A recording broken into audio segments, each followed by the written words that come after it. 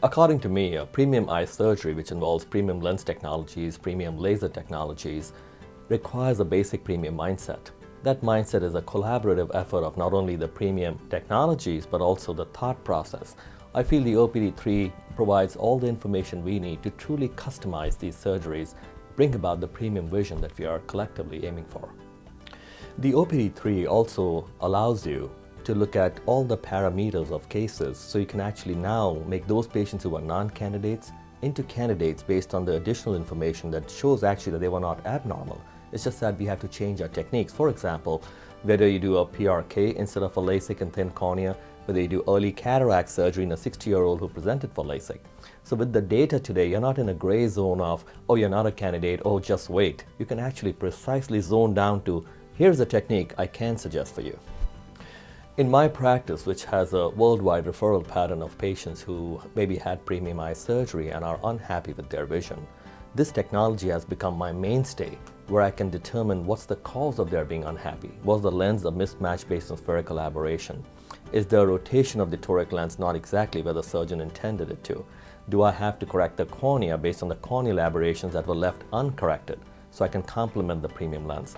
Today I feel with this OPD3 technology, I can actually plan those patients, send them back happily back to their surgeons with excellent vision.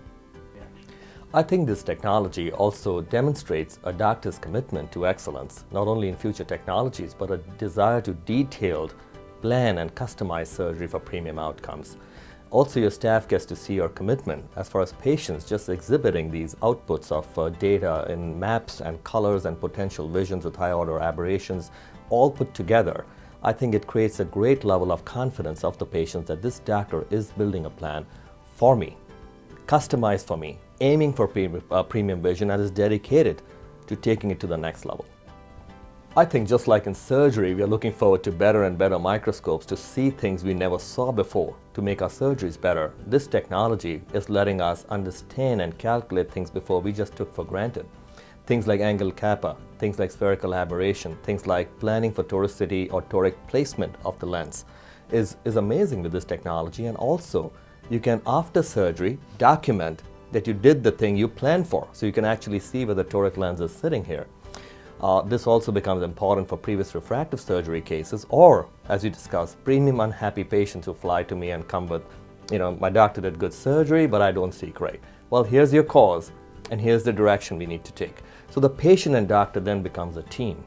I think that is vital as we move ahead towards supervision.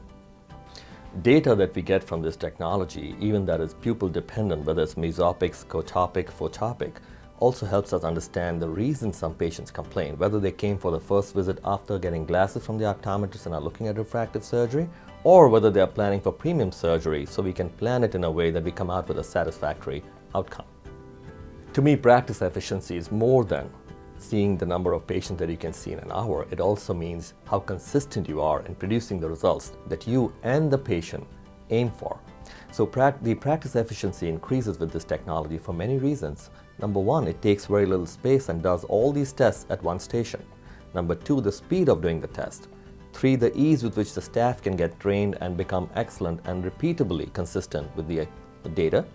But also what is very important to me is that when you plan your premium surgeries using technologies like these, you have happy patients, less retreatments, more consistent outcomes. That is the higher level of efficiency. The OPD also allows the doctor, even before he enters the room to see the patient, to pretty much, in his mind, have a clear design of what this patient's potential is for vision or what additional testings may be needed for him to make that decision. So given the data points that the doctor can see right from topography to refraction to higher order aberrations, before you walk into the room, you already have a mindset of more or less where this conversation is going to go. The OPD3 also can be integrated into the EHR systems that a doctor may have in their office prior to purchasing the technology. And I think that's a huge advantage because the future for all of us is a single seamless technology platform. I think the OPD technology also is the trend of the future because, as you see, not only are surgical instruments getting more and more consolidated, this is a diagnostic station which does testings for over 6 different machines, which could have been in 6 different places. So it's a technician's dream. It's also a patient's a happy spot to be, because they come and sit at one place, get all the tests done in a few seconds. So I do believe this technology is in a way stationed to the future trend we are seeing more and more in our industry of consolidating everything into one station and one machine. As a teacher, as a surgeon, for me it's also important to document my outcomes so I can share with my colleagues. I think this technology gives me the ability to show them why certain patients are happy despite great surgery and why certain patients are unhappy despite great surgery. So in my teachings all over the world, I think this has become a very important, a very integral part of my teachings, where I can show images, vision outcomes, relate that to technology like toric lens placement, are we correct or off, the spherical aberrations, where have we landed, and why is the patient happy or unhappy. So I think this is a great tool for teaching surgeons too, as we share our information and experience worldwide.